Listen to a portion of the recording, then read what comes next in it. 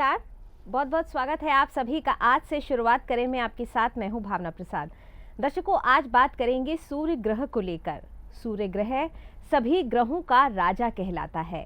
अगर हम अपने जीवन में इस ग्रह को मजबूत कर लेते हैं तो निसंदेह हम अपने जीवन में बहुत कुछ अर्जित कर सकते हैं, बहुत कुछ हासिल कर सकते हैं। सूर्य ग्रह अगर खराब हो जाता है तो जीवन में किस तरह की परेशानियां आ सकती हैं, कैसे हम उसे मजबूत कर सकते हैं और कैसे हम एक खुशहाल जीवन जी सकते हैं, आज ये सारी बातें हम इस कार्यक्रम के दौरान जानेंगे। लेकिन सबसे पहले स्वागत करना चाहेंगे पंडित नरेंद्र शर्मा जी का। पंडित जी, बहुत बहुत स्वागत है आपका। नमस्कार पंडित जी, आज हम आपसे चर्चा करना चाहेंगे सूर्य ग्रह को लेकर। जैसा कि सभी को पता है कि सूर्य ग्रह जो होता है वो सभी ग्रहों का राजा होता है, तो कैसे एक व्यक्ति सूर्य ग्रह को मजबूत कर सकता है? आपने बहुत अच्छा सवाल किया, क्योंकि सूर्य ग्रह ही नहीं, सूर्य एक देवता भी है। जिसकी कुंडली में सूर्य मजबूत होता है उसके जीवन में किसी प्रकार की परेशानी नहीं होती, काम के हिसाब से, पैसे के हिसाब से। जैसे हमारे फिल्म इंडस्ट्री के अंदर अजय देवगन, अमिताभ बच्चन का सूर्य बहुत मजबूत है। तो देखो, आज इस उम्र में भी काम कर रहे हैं। अक्षय कुमार तो सुबह डेली सूर्य के दर्शन करता है, क्योंकि जब सूर्य उदित होता है, अगर उस समय दर्शन किए जाए तो जीवन में कोई भी कष्ट नहीं रहता और हर काम में कामयाबी मिलती है। तो कितने वर्षों से देखो ना, अक्षय कुमार सूर्य की उपासना करता है और आज भी वो टॉप पे है। तो जिसकी कुंडली में सूर्य मजबूत होता है उसका काम अच्छा चलता है, उसके चेहरे पे आप एक तेज महसूस करेंगे। अगर आपके कुंडली में सूर्य कमज़ोर है, अगर आप सूर्य की उपासना करेंगे तो आपके जीवन में कोई कष्ट नहीं रहेगा। जो इंसान सूर्य की उपासना करता है तो आपको हनुमान जी की कृपा प्रदान होती है, क्योंकि हनुमान जी के जो गुरु है वो सूर्य है। जैसे लोग कहते हैं कि शनिदेव बहुत बड़ा ग्रह है, अगर साढ़े सती चल रही है तो जीवन में कष्ट आता है, क्योंकि सूर्य के जो पुत्र है वो कौन है? शनिदेव। अगर आप सूर्य की उपासना करते हैं तो आपको शनिदेव की भी कृपा होती है। जो इंसान सूर्य की उपासना करता है किसी प्रकार के जीवन में कठिनाई नहीं रहती, काम के हिसाब से और पैसे के हिसाब से, और जीवन में कभी वो बीमार भी नहीं रहता है।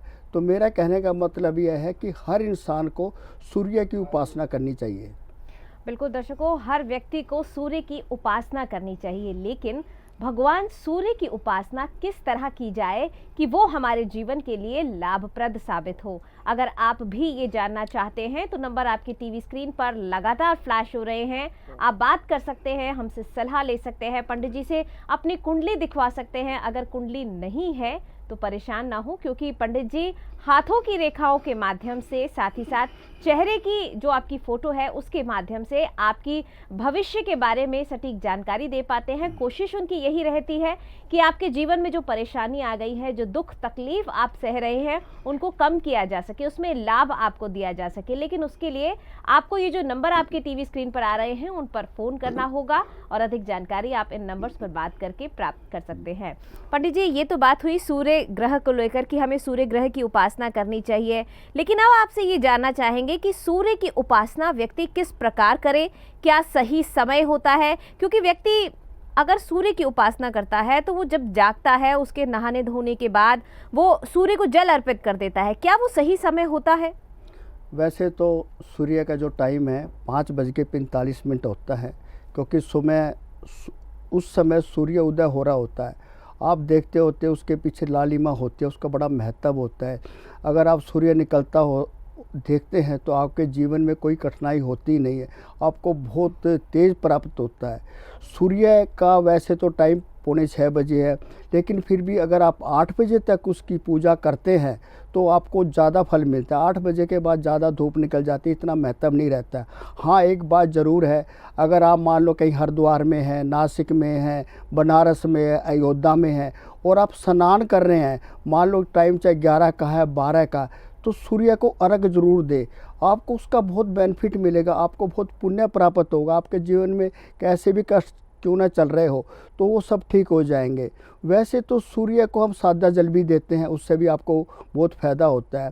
मान लीजिए आपके ऊपर बहुत ज़्यादा कर्जा है और आप बहुत ज़्यादा कर्जे से परेशान हैं, तो आप क्या कीजिए, लाल मिर्चें ले आइए, पंसारी की दुकान पे मिल जाएगी। और फिर आप उनके जो बीज होते हैं ना, उनको निकाल लेना चाहिए, एक डब्बे में रख लो। और आपने नियमित रूप से 21 बीज जल में डालने हैं और सूर्य को अर्घ देना है। और आपने ओम आदित्य नमः का उच्चारण करना है, और कम से कम अगर आप 108 बार करें तो बहुत फ़ायदा होएगा। दूसरा, अगर मान लो किसी की शादी नहीं हो रही, चाहे लड़का हो लड़की हो, तो आपने क्या करना है, जल के लोटे में थोड़ी नीली स्याही डाल देनी है। जैसे कि इंक पैड हम इस्तेमाल करते हैं तो वो भी एक इंक होती है, तो 2 बूंद ही डालनी है। अगर आप सूर्य को जल देते हुए प्रार्थना करते हैं, जो भी आपकी कठिनाई है, शादी नहीं हो रही है, तो सूर्य भगवान की कृपा ज़रूर होती है। तीसरा क्या होता है कि आप बिल्कुल संपन्न भी हो, फिर भी अगर आप सूर्य की आराधना करते हो तो जीवन में कोई कठिनाई नहीं रहेगी। जैसे कि मैं कई वर्षों से पानी के अंदर हल्दी डाल के सूर्य को अर्घ देता हूँ। सूर्य को अगर आप अर्घ देते हैं हल्दी डाल के, तो आपका वनस्पति मजबूत हो जाता है और सूर्य देवता जल्दी प्रसन्न हो जाते हैं। लेकिन आपने ये जो जल है ना, एक बार में नहीं देना है, 3 बार में देना है। जैसे आपने एक बार दिया तो आपने गायत्री मंत्र बोलना है, ओम भूर्भुवः स्वः तत्सवितुर्वरेण्यो भर्गो देवस्य धीमहि धियो न प्रचोदयात्। फिर आपने दूसरी बार करना है, फिर आपने तीसरी बार करना है। अगर आप 3 बार देते हैं तो इसका अत्यंत फल मिलता है। सूर्य की कृपा से हमें बहुत सी बीमारियां भी ठीक हो जाता है। आपने देखा होगा लंदन में बारिश होती रहती है, सूर्य कभी कभी निकलता है, लेकिन जब सूर्य निकलता है तो लोग कपड़े उतार के लेट जाते हैं, क्योंकि सूर्य की किरणें हमारे शरीर को बहुत टच करती है, ऑक्सीजन मिलती है। तो सूर्य का हमारे जीवन में बहुत बड़ा महत्व है, और हम इसकी पूजा करते हैं तो हमारे जीवन में किसी प्रकार का कष्ट नहीं होगा।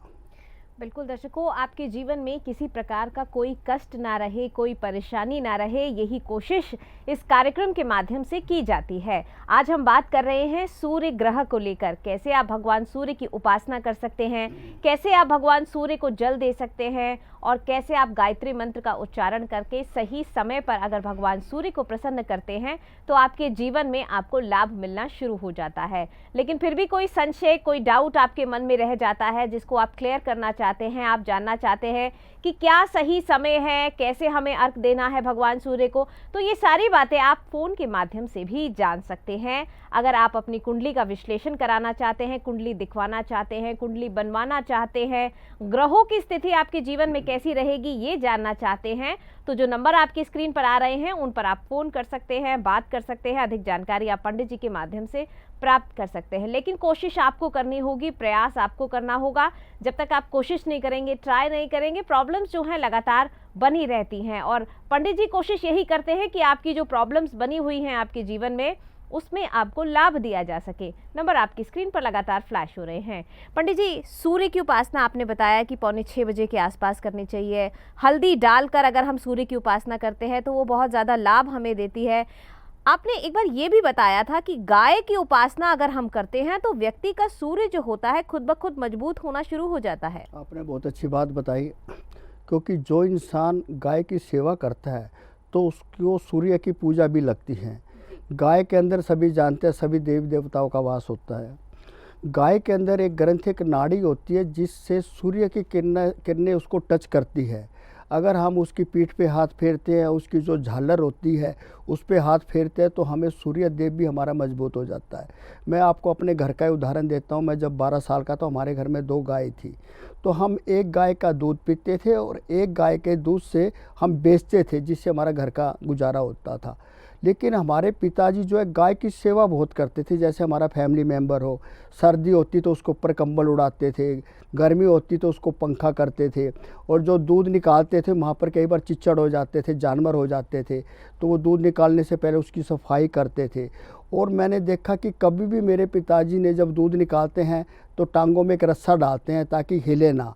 तो मेरे पिताजी कभी रस्सा डाला ही नहीं, बाकायदा नीचे बाल्टी रखते थे, आराम से दूध निकालते थे। और सबसे बड़ी बात क्या थी, जैसे गाय दूध नहीं देती थी, मेरे चाचा जी और लोग कहते थे भाई गाय आपने क्यों रखी है, क्योंकि अब तो दूध देती नहीं है, इसको शहर में छोड़ दो, कोई फ़ायदा नहीं इसको चारा खिलाने से। मेरे पिताजी कहते नहीं, इसने हमें घर में पैसा भी दिया, बरकत भी दी, अब ये बूढ़ी हो गई है तो हम इसको कैसे घर से बाहर निकालें। मेरा चाचा डेली आके हमें बहुत तंग भी करता था, लेकिन मेरे माता पिता गाय की बहुत सेवा करते थे। मुझे आज भी याद है, एक गाय है ना बहुत तड़प रही थी, जैसे कि मृत्यु हो जाए, लेकिन हो नहीं रही थी। तो मेरे पिताजी को उन्होंने कहा कि ये गाय का कैसे करें, वो इसका उद्धार करो। बोले कल 4 बजे है ना मर जाएगी, और आप एक काम करो, कल कोई 3:30 बजे है ना, जब ये लेटी हुई हो ना, एक घी का दीपक जलाना और इसको गीता का पाठ सुनाना। तो मैं बड़ा चंबे में रह गया, मैंने कहा ऐसे कैसे होता है। तो गाय वो लेटी हुई थी, कभी आंखें खोलती थी, कभी बंद कर लेती थी, प्राण नहीं निकल रहे थे। तो मेरी माँ ने देसी घी का दीपक जलाया और गीता का पाठ सुनाया। जैसे गीता का पाठ खत्म हुआ, मैं हैरान था, आंखें उसकी बंद हो गई, उसकी डेथ हो गई। जब हम ये क्रिया कर रहे थे, मेरे चाचा जी देख रहे थे और वो मुस्कुरा रहे थे, भाई क्या पखंड है, का ऐसे थोड़ा कभी होता है, गीता सुनाने से थोड़ा ही होता है। जब डेथ होगी तो मेरे पिताजी ने कहा चाचा जी को बुला लो, गाय को ले जाएंगे, अब इसकी गति हो गई, ये स्वर्ग में चली गई है। तो जब मैंने मेरे चाचा जी को बुलाया, ये तो कमाल हो गया। फिर उसके बाद चलो ये बात ख़त्म हुई। जो मेरे चाचा जी थे वो भी गाय रखते थे। वो क्या करते थे, गाय का दूध निकालने के लिए ना गाय को मारते बहुत थे और इतना तंग करते थे, जब कितना मारोगे, जानवर तो है। फिर उसका दूध निकालते थे। फिर अंड क्या हुआ, उनको लकवा मार गया। तो मेरा कहने का अभिप्राय ये है कि गाय को आप कभी मारे ही ना, उसकी सेवा करें। गाय, कुत्ता, बिल्ली, पक्षी, कभी भी आप उनको हानि ना पहुँचाए, इससे आपके पितर रुष्ट हो जाते हैं और जानवर को मारने से आप बहुत पाप के भागी बनते हैं। तो जीवन में आप पशुओं का सम्मान करें। और गाय तो हमारी माता है एक किस्म से, उसी से हमारा जीवन होते हैं। कामधेनु बोलते हैं गाय को। मैं आज आपको एक बहुत अच्छा उपाय बताता हूँ। जीवन में आप बहुत निराश है, परेशान है और आपके हाथों की रेखाएं में धन नहीं है, तो आप गाय की सेवा करें। आपने करना क्या है, थोड़ा गुड़ लेना है और उसको गिल्ला करना है और दोनों हाथों से ऐसे ऐसे रगड़ना है। फिर गाय को आप गुड़ खिलाना और आप दोनों हाथों से गाय को दिखाना, गाय अपनी जीभ से आपके दोनों हाथों को चाटेगी। इससे आपका भाग्य चेंज शुरू हो जाएगा। और मैं तो ये भी कहता हूँ कि अगर हो सके तो डेली गाय को चारा खिलाए। अगर डेली आपके पास समय नहीं है, ड्यूटी करते हैं, लेट हो जाते हैं, तो बुधवार के दिन ज़रूर गाय का चारा खिलाए। तो इससे आपको गाय की सेवा मिलेगी और सूर्य भगवान भी प्रसन्न होंगे। बिल्कुल दर्शकों, तो गाय को अगर आप प्रसन्न करते हैं, गाय की अगर आप सेवा करते हैं, अगर गौ माता का अगर आप आशीर्वाद लेते हैं, तो आपका सूर्य जो है वो खुद ब खुद मजबूत होना शुरू हो जाता है। कुछ छोटे छोटे उपाय जो हैं पंडित जी इस कार्यक्रम के माध्यम से आपको बताते हैं कि किस तरह से आप अपने ग्रहों को मजबूत कर सकते हैं, कैसे आप अपने जीवन से परेशानियों को दूर कर सकते हैं। लेकिन अगर आप इन्हें विस्तार से जानना चाहते हैं, डिटेल से अपनी प्रॉब्लम पंडित जी से शेयर करना चाहते हैं, तो नंबर आपकी स्क्रीन पर लगातार फ्लैश होते हैं। आप उनसे बात कर सकते हैं, उनसे सलाह ले सकते हैं, उन उपायों को जान सकते हैं जिससे कि आपके जीवन में जो ये परेशानियां आ रही हैं वो कम हो सकती हैं। अपनी परेशानियों को आप पहले ही जान सकते हैं, उनके निमित्त उपाय कर सकते हैं, लेकिन उसके लिए आपको पंडित जी से संपर्क करना होगा। अगर आप पंडित जी से मिलना चाहते हैं तो नंबर आपकी स्क्रीन पर लगातार फ्लैश हो रहे हैं। पंडित जी, डे टू डे लाइफ में व्यक्ति अपना जीवन व्यतीत कर रहा होता है, उसे नहीं पता होता कि उसका सूर्य ग्रह मजबूत है या उसका सूर्य ग्रह कमज़ोर है। तो क्या कुछ ऐसे लक्षण भी होते हैं जिससे कि व्यक्ति ये जान पाए कि भाई हमारा जो ये ग्रह हैं वो हमारे जीवन के लिए ठीक नहीं है या हमारा सूर्य ग्रह कमज़ोर हो गया है? क्या होता है कि इंसान को पता नहीं होता है कि उसके भाग्य में क्या होना होता है। हमारे घर शहर के अंदर एक डॉक्टर था, बड़ा नामी डॉक्टर था। अगर कोई इंसान नहीं ठीक होता तो लोग एडवाइस देते हुए आप उस डॉक्टर के पास जाइए, आप बिल्कुल ठीक हो जाए। उसमें क्या खासियत थी, एक तो उसका व्यवहार बहुत अच्छा था और आपके पास कम पैसे तो भी वो इलाज करता था। तो एक बार वो हमारे घर आए तो मैं बड़ा खुश हुआ, क्योंकि इतने बड़े डॉक्टर हमारे घर में आए तो मुझे बड़ा अच्छा लगा। छोटा बच्चा था मैं उस समय, तो उन्होंने मेरे पिताजी के पैर छुए और उस समय वो फ्रूट वगैरह कुछ मिठाई लेके आए, जैसे बच्चे की किसी की सगाई होती है ऐसे सामान लेके, तो हमारे घर में बहुत सामान लेके आए। मुझे बड़ी खुशी हुई। फिर उसके बाद बोले आओ डॉक्टर साहब कैसे आना हुआ, क्या परेशानी होगी? बोला जी कोई परेशानी नहीं, माता रानी की कृपा से सब अच्छा चल रहा है। मेरे कुछ रिश्तेदार कह रहे कि मैं इलेक्शन में खड़ा हो जाऊँ, लेकिन परेशानी है क्योंकि वो एक तो अपनी जात वाले को टिकट देते हैं, दूसरा क्या है कि वो मुझे पता नहीं टिकट देंगे या नहीं देंगे। तो मेरे पिताजी ने उनकी कुंडली देखी तो कुंडली में उनका थोड़ा सूर्य कमज़ोर था। तो उसने कहा चलो कोई बात नहीं, सूर्य मैं आपको उपासना बताता हूँ, आप ऐसे ऐसे करोगे तो सूर्य आपका मजबूत हो जाएगा। फिर उन्होंने उनका हाथ देखा, हाथ में क्या देखा उन्होंने, राजयोग था। बोला भाई तुम डॉक्टर के अलावा आपकी भाग्य में तो राजयोग लिखा है, आपको मालूम ही नहीं है इस बात का, आप ज़रूर इलेक्शन में खड़े हो और माता रानी की कृपा रहेगी, मेरा आशीर्वाद रहेगा और आप 100% जीत जाओगे। तो उसके अंदर थोड़ी एनर्जी आई और उन्होंने 100 रुपये मेरे पिताजी को दिए। 100 रुपये देने के बाद जब वो चला गया तो मेरे पिताजी ने मुझे 100 रुपये दिए और बोला जा एक दुर्गा सप्तशती की किताब लेके आ। तो मैं लेके आया, 5 रुपये की उस समय किताब आती थी। तो फिर उनको जो डॉक्टर थे उनको शाम को 5 बजे बुलाया था मंदिर में, उनको माता रानी की एक चुन्नी उनको कंधे पे उन्होंने दिया और बोला मेरा आशीर्वाद है। और उनको कहा भी 108 दिन कंटिन्यू ये जो माता का जो दरबार है यहाँ आपने पाठ करना है 1 घंटे तक, और हर रोज़ आपने जो है ना सूर्य को जल देना हल्दी डाल के, आपका जो सूर्य बहुत मजबूत हो जाएगा। तो मेरी जो बात थी मैंने वो नोट की, मैंने सोचा मैं भी सूर्य को जल दूँगा। तो मैंने भी उसको, मेरे पिताजी जो बता रहे थे मैंने भी उसको जीवन में किया। फिर उसके बाद उन्होंने, और मेरे पिताजी ने एक बहुत अच्छी बात की, बोला आप जहाँ भी जाओ ना डर के मत बात करना, आपका सूर्य जब मजबूत हो जाता है आपके अंदर एक ताकत, एक पावर आ जाती है, आंखें डाल के बात करना, आप कोई कमज़ोर नहीं हो, आपका सूर्य मौजूद, आपकी कुंडली में राजयोग है, फिर आप क्यों डरते हो, माता की कृपा है, मेरा आशीर्वाद है। तो जो मुख्यमंत्री थे उसने जाके बात की, बोला जी मेरे पास तो पूरा शहर है, गांव के लोग हैं और मैं ज़रूर जीत जाऊंगा। तो उनको टिकट मिली और वो जीत गए। तो फिर वो हमारे घर आए तो उन्होंने कहा मेरे पिताजी से, बोला आप क्या चाहते हो, मैं आपको देना चाहता हूँ। मेरे पिताजी बोले मुझे कुछ नहीं चाहिए, लेकिन फिर भी उन्होंने क्या किया, मेरे पिताजी बोले चलो मुझे वैष्णो देवी घुमा के लाओ। तो उनके पास कार थी, मारुति कार होना एक बहुत बड़ी बात होती थी। मेरे को पिताजी को लेके गए और वहाँ पे माता रानी के सामने उसने कसम खाई कि जब तक मेरा जीवन में पूरे परिवार का इलाज मुफ्त में करूँगा। देखो हमें तो कभी इतनी आवश्यकता भी नहीं पड़ी, लेकिन उसके बाद जो है ना हमारे परिवार में कोई चाचे का लड़का या कोई भी मेरे पिताजी का नाम लेता था तो मुफ्त में दवाई दे देते थे। चलो जी बहुत बरस गुजर गए, हम भी इन बात को भूल गए। तो एक बार जब मेरे पिताजी की डेथ होगी तो मेरा भतीजा बॉम्बे से घर पे आया तो बीमार हो गया, 3 दिन उसी हॉस्पिटल में रहा। तो दवाई वगैरह ली तो 1800 रुपये का बिल था। तो जब मैंने बिल दे दिया तो कंपाउंडर जो था उसने मुझे पहचान लिया, उनके पिताजी की डेथ हो गई थी। अरे बोला ये तो पंडित जी है, आप जो कुछ हो उनकी कृपा से है। तो उन्होंने हमें पैसे वापस कर दिए और आज उनका लड़का भी बीजेपी से एमएलए है। तो मैं उस बात को नोट करता हूं कि सूर्य उपासना करने से उसको राजयोग प्राप्त हुआ, आज उनका बेटा भी एमएलए है। जो भी इंसान सूर्य की उपासना करता है, सच्चे दिल से उपासना करता है, और जैसे ये हम बोलते हैं ओम सूर्याय नमः, ओम भास्कराय नमः, आदित्य करते हैं, तो जब भी आप सूर्य जल को दे पूरी श्रद्धा और विश्वास के साथ दे, आप हो सके अगर, क्योंकि आप अपनी कुंडली एक बार जरूर दिखवाएं, क्योंकि कुंडली में हम बताएंगे आपके किस तरह हल्दी से करना है, क्योंकि घर के हिसाब से सूर्य को जल देना होता है। कई को हम बताते हैं कि आप रोली डाल लीजिए, लाल फूल डालिए, किसी को हम बताते हैं चावल डालिए। तो जैसे जैसे आपके कष्ट होते हैं उसी हिसाब से आपका फिर निवारण भी होता है। जी पंडित जी, आपको बहुत सारे ऐसे उपाय बताते हैं जिससे कि आप अपने सूर्य को मजबूत कर सकते हैं, एक कामयाब जीवन आप जी सकते हैं, परेशानियों को आप कम कर सकते हैं। लेकिन उसके लिए आपको अपनी कुंडली दिखवानी होगी। यदि आपके पास कुंडली नहीं है तो परेशान ना हो, अगर आपकी जन्म की डिटेल्स भी नहीं है तब भी कोई परेशानी की बात नहीं है, क्योंकि हाथों की रेखाओं के माध्यम से और चेहरे की फोटो के माध्यम से भी आपके जीवन के बारे में जानकारी दी जा सकती है। लेकिन उसके लिए आपको जो भी आपकी डिटेल्स हैं, आपके चेहरे की फ़ोटो, आपके हाथों की फ़ोटो को व्हाट्सएप करना होगा। नंबर आपकी स्क्रीन पर लगातार फ्लैश हो रहे हैं। पंडित जी, ये तो बात हुई सूर्य की उपासना को लेकर, कैसे व्यक्ति सूर्य को मजबूत करे, कौन से वो उपाय हैं। और कई लोग तो ऐसे हैं जिनके पास जन्म की डिटेल्स नहीं है, उनकी कुंडली उनके पास नहीं होती, तो वो लोग कैसे जान सकते हैं कि उनके जीवन में सूर्य ग्रह कमज़ोर है, इस ग्रह को कैसे मजबूत वो करें?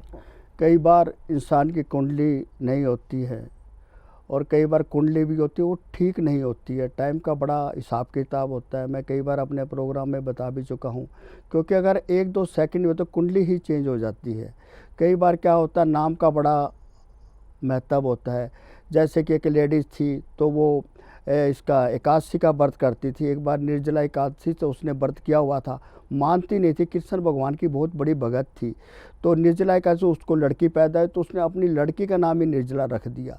तो क्या होता है, क्योंकि जो कुंडली होती है उसके हिसाब से नाम रखा जाता है, यानी कि आप कुछ भी नाम, अभी आप कुंडली में आपका नाम निर्जला है, राशि आपकी कुछ और निकलती है, तो फिर क्या भाग्य चेंज हो जाता है। तो कई बार अगर ऐसा होता है तो हम फिर हाथ की रेखाएं देखते हैं, माथे की रेखाएं देखते हैं, क्योंकि मेरे पिताजी ने जो मैं अभी जो जिक्र कर रहा था टिकट, उसका माथा देख के कहते यार आप तो बहुत देवता आदमी हो और आपके भाग्य में राजयोग है। तो जब सूर्य उनका कमज़ोर था उन्होंने सूर्य मजबूत किया, लेकिन जब हाथ देखा तो उसमें राजयोग था, बोला आप तो राजयोग है। तो 10 साल तक एमएलए रहे और आज उनका बेटा भी एमएलए है। जिस इंसान का सूर्य मजबूत होता है उसके जीवन में वैसे भी कोई कष्ट नहीं रहता। और मैं तो ये भी कहता हूँ, अगर आपका बहुत अच्छा समय चल रहा है, आपको कोई कष्ट नहीं है, तो भी आप सूर्य की उपासना ज़रूर करें। ऐसा नहीं है कि आप अरे आज तो बादल बहुत है, आज तो सूर्य निकला नहीं, क्या जल दूँ। सूर्य तो हर रोज़ ही निकलता है, लेकिन बादल की वजह से ओझल है, आप जल नियम से दें। कई बार क्या होता है कि कई मेरे से पूछते हैं कि जल कैसे दूँ, कहाँ दूँ। तो देखो, अगर आप बॉम्बे में रहते हैं, फ्लैट होते हैं, टाइम नहीं होता है, तो आप अपनी छत पे चढ़कर भी जल दे सकते हैं। अगर आप मंदिर में जाते हैं और वहाँ से जल देंगे तो उसका बहुत ज़्यादा अच्छा परिणाम होता है। इसके अलावा आप कोई तालाब है या नहर है, अगर वहाँ जल देंगे तो आपको बहुत पुण्य की प्राप्ति होती है। अभी मैंने बताया भी था, जैसे आप हरिद्वार जाते हैं, बनारस जाते हैं, अयोध्या जाते हैं, स्नान करते हैं, तो अपने दोनों हाथों से अर्घ दीजिए, सूर्य के देवता को भी देना, अपने पितरों का भी नाम लीजिए, उससे आपके जीवन में कोई कष्ट आएगा नहीं। बिल्कुल दर्शकों, तो देखा आपने किस तरह से आप अपने सूर्य को मजबूत कर सकते हैं, कैसे सूर्य को मजबूत करके राजयोग पाया जा सकता है। अगर आप भी अपने ग्रहों को मजबूत करना चाहते हैं तो नंबर आपकी स्क्रीन पर लगातार फ्लैश हो रहे हैं। इस कार्यक्रम के दौरान तो आप हमें बात कर ही सकते हैं, कॉल कर सकते हैं, लेकिन अगर किसी कारणवश आपका फ़ोन इस कार्यक्रम के दौरान नहीं लग पाता है तो परेशान ना हो, क्योंकि कार्यक्रम के बाद भी पंडित जी उपलब्ध रहते हैं आपकी सेवा में। कोशिश यही करते हैं कि आपकी परेशानियों को कम किया जा सके। नंबर आपकी स्क्रीन पर लगातार फ्लैश हो रहे हैं। पंडित जी, कई बार ये कहा जाता है कि अगर आपका राजा ही मजबूत नहीं होगा तो प्रजा जो है वो कहीं ना कहीं परेशान रहेगी। इसी तरह अगर सूर्य ग्रह किसी की कुंडली में मजबूत नहीं होता तो अन्य ग्रह भी कहीं ना कहीं प्रभावित होते हैं। देखिए, सूर्य की पूजा करने से हमें कितने फायदे होते हैं। सूर्य का भाई कौन है? चंद्रमा। तो चंद्रमा जिसका मजबूत है तो उसके जीवन में तो कोई कष्ट हो ही नहीं सकता। दूसरी बात, हम सूर्य की उपासना करते हैं तो हनुमान जी की हमें प्राप्ति होती है, उनकी शक्ति हमें मिलती है। सूर्य की हम पूजा करते हैं तो उनके पुत्र है शनिदेव, तो वो भी प्रसन्न होते हैं। तो मेरा कहने का मतलब ये है, जो इंसान सूर्य की उपासना करता है, हनुमान जी की कृपा मिलती है, शनिदेव की कृपा मिलती है, चंद्रमा की आपके ऊपर कृपा होती है। तो मैं तो ये कहता है, अगर आपको कष्ट भी नहीं है तो भी कोई बात नहीं, ऐसा ज़रूरी है कि आपको कष्ट होगा तभी आप सूर्य को जल दें। आपका जीवन बहुत अच्छा चल रहा है, पैसे की कमी नहीं है, लेकिन सूर्य को जल देना कभी ना छोड़ दें, क्योंकि आप नियमित रूप से अगर सूर्य को जल देंगे, आपके पास धन तो है लेकिन उससे भी ज़्यादा भी प्राप्ति होगी ना आपको। लेकिन एक बार किसी भी अच्छे ब्राह्मण से या हमसे भी आप संपर्क जरूर करें, अपनी कुंडली का विश्लेषण करवाएं, हाथ की रेखाएं दिखाएं, तो आपका पता चलेगा कि आपको सूर्य कहाँ कैसा सूर्य है। तो फिर उसी हिसाब से हम पूजा बताते हैं। अभी मैंने आपको बताया था, शादी में विघ्न आ रहा है, नौकरी में विघ्न आ रहा है, कर्जा आपके ऊपर बहुत ज़्यादा है, तो किस तरह जल में क्या डालना चाहिए, अगर आप उस उपाय से पूजा करेंगे तो उससे आपको ज़्यादा फायदा होगा।